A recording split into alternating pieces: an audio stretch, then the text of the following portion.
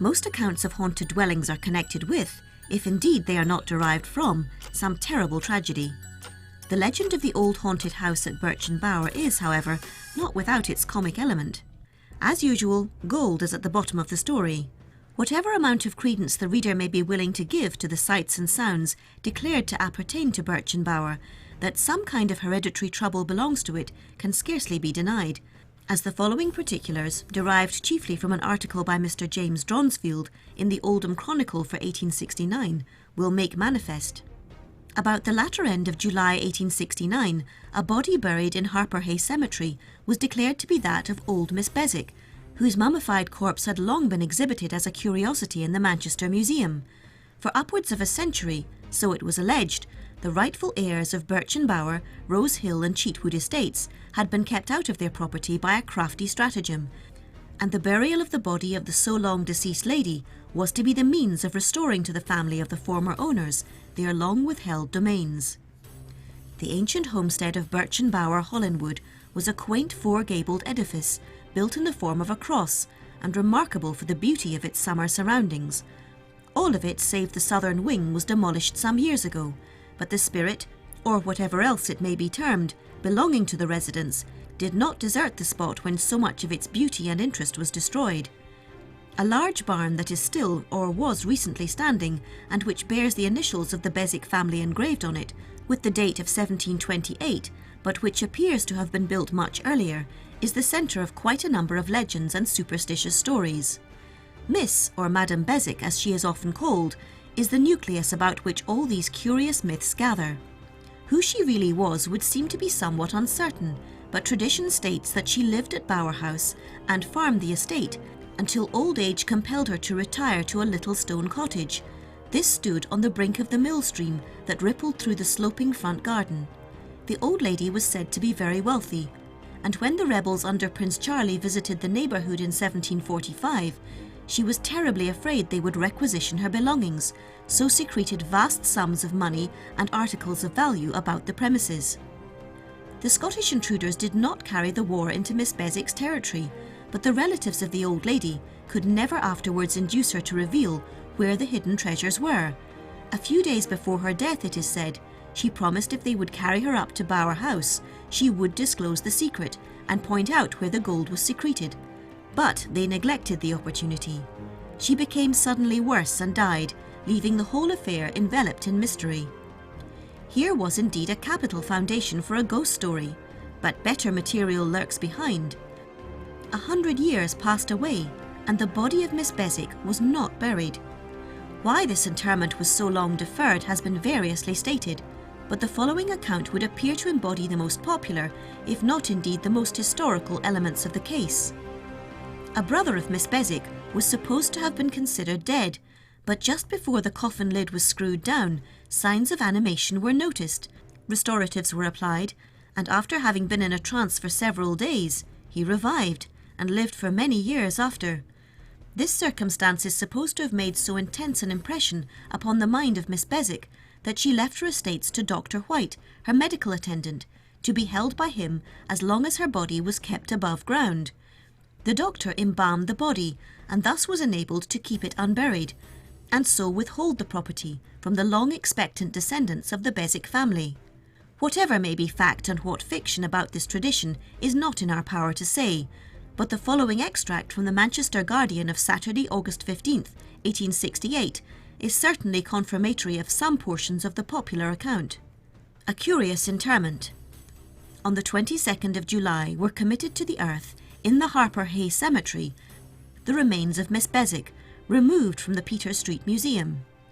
There is a tradition that this lady, who is supposed to have died about 100 years ago, had acquired so strong a fear of being buried alive that she left certain property to her medical attendant, so long, as the story runs, that she should be kept above ground. The doctor seems to have embalmed the body with tar and then swathed it with a strong bandage, leaving the face exposed, and to have kept her out of the grave as long as he could. For many years past, the mummy has been lodged in the rooms of the Manchester Natural History Society, where it has long been an object of much popular interest. It seems that the commissioners who are charged with the rearrangement of the Society's collections have deemed the specimen undesirable and have at last buried it.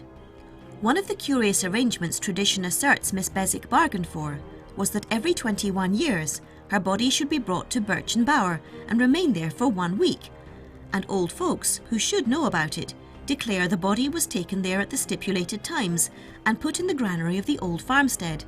Thus far, nothing beyond the eccentricity of humanity has been cited, but the eccentricities of a supernatural being have now to be referred to.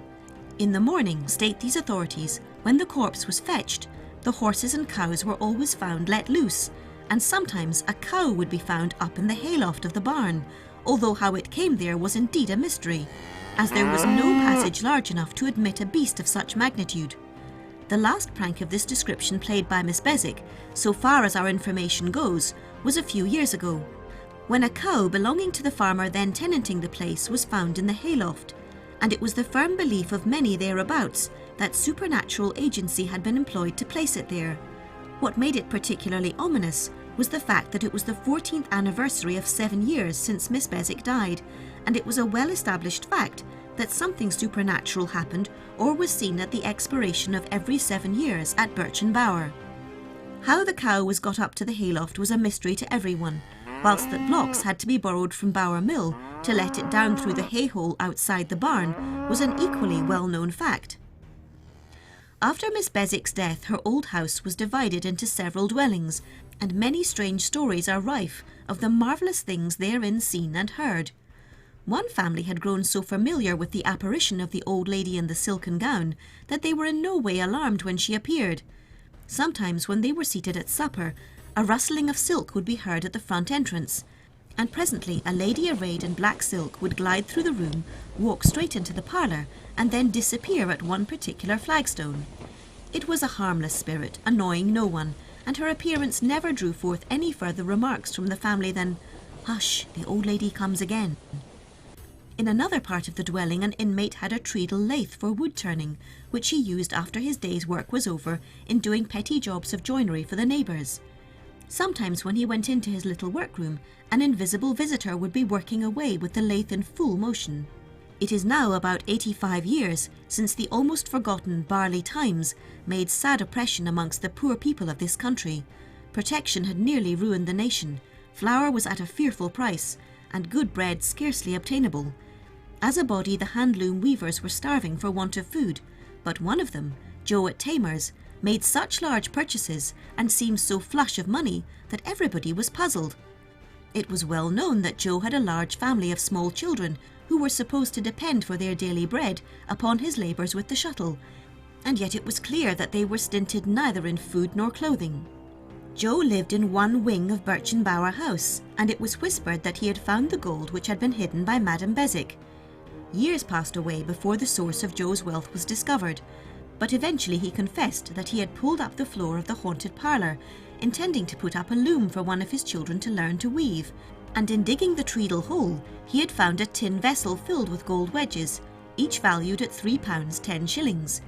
He never mentioned the circumstance to anyone at the time, but took his find to Oliphant's in St Anne's Square, Manchester, and got it changed into current coin. People were still living a few years ago who knew Joe at Tamer's, and the tin vessel in which he found the gold is said to be still preserved by his descendants. It was thought that the discovery of her hidden treasure would break the spell, and that Madame Beswick's troubled spirit would now rest, but this is not the case. Some few years ago she was seen near the old well by the brookside when a presumed heir of the estates was pressing his claim. A rustic was going to fetch a pail of water, but when he got to the well he beheld a tall lady standing by it, wearing a black silk gown and a white cap with a frilled border of those stiff, old-fashioned puffs which were formerly worn. She stood there in the dusk, in a defiant or threatening attitude, streams of blue light seeming to dart from her eyes and flash on the horror-stricken man. This appearance of the lady's apparition was considered a token that she would get no rest until the estates had reverted to the real heir. In light of the hitherto want of success of the Beswicks to regain the property, notwithstanding their frequent efforts, the old lady's spirit appears doomed for a very lengthy and uncertain space of time to walk the earth. Madame Beswick indeed still haunts the old neighbourhood, On clear moonlight nights she walks in a headless state between the old barn and the horse pool, and at other times assumes the form of different animals, but is always lost sight of near the horse pool. This causes some folk to fancy that she concealed something there during the Scottish invasion, which she is now desirous of pointing out to anyone courageous enough to speak to her. On dark and dreary winter nights, the barn, it is said, appears to be on fire, a red glare of glowing heat being observable through the loophole and crevices of the building, and strange unearthly noises proceed from it, as if Satan and all his imps were holding jubilee there. Sometimes indeed the sight is so threatening that the neighbours will raise an alarm and knock up the farmer and tell him the barn is in flames. When the premises are searched, however, nothing is wrong, everything is in order, and the neighbours go terror-stricken home,